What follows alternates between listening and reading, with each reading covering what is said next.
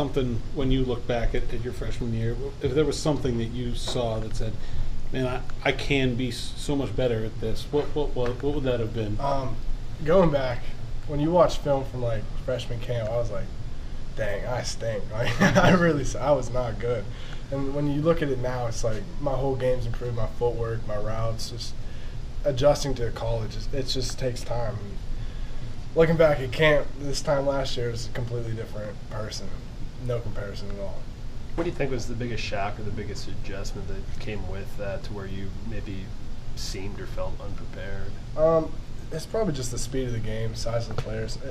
I've always been able to play. It's just whenever you get here, you're a little like starstruck, and it takes a while to adjust and see yourself as one of those guys. But other than that, it's not really much.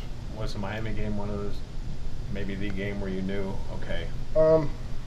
I think when I played Virginia Tech, and I first play of the game, I pass blocked the linebacker who went like 8th overall or something like that. I can't remember his name. That was when I was like, dang, maybe I can do this. And then going into Miami, I just had that confidence, and from there it just kept going up. Has it carried over?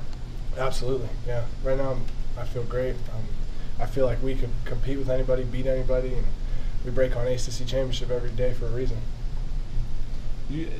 In this offense, the tight end's asked to do a lot. I mean, you guys have to learn a lot. It seems like every time we talk to Coach Salem, he says, Will can play 3 or 4 spots. You're playing 2 or 3 spots. Yeah. I mean, is there a lot of responsibility on your plate? Yeah, I mean, it's not responsibility so much as just learning. People asking you to play different positions, versatility, just that kind of deal. It's not like life or death. If you're able to play a couple of different positions, you do it because it gives a different asset to the offense. More things for people to prepare for. What's it like to play for Tim Salem? It's like nothing you've ever experienced. I'll promise you that. You could get a text message at any point, like 3 in the morning, 4 in the morning. He is just a different guy, and his motor never stops running, and it wears on you. But he has great intentions, and I'm really thankful to be able to play for him. Is he sort of natural that way, or does he drink like a lot of coffee or or something?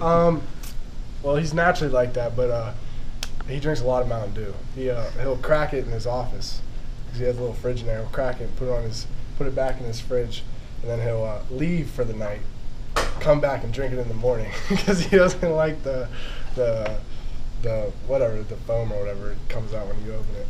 That's about as much as I can say about Tim Salem. Now that you guys 2 practices from the end of camp, can you give us an idea, just team-wise, where you feel you're at, what the attitude's been like? It's just completely different. Coming in last year, it was like every day was you coming in, you're grinding, you're working. This year, it's like people out there having fun. And today, the band came, and it was just fun the whole time. Last year, I remember being like, oh, the band's here. This year was just fun. We're out there really having fun, competing, and it's night and day. I guess how much of a marker is that, as far as indicating maybe how far this team's come?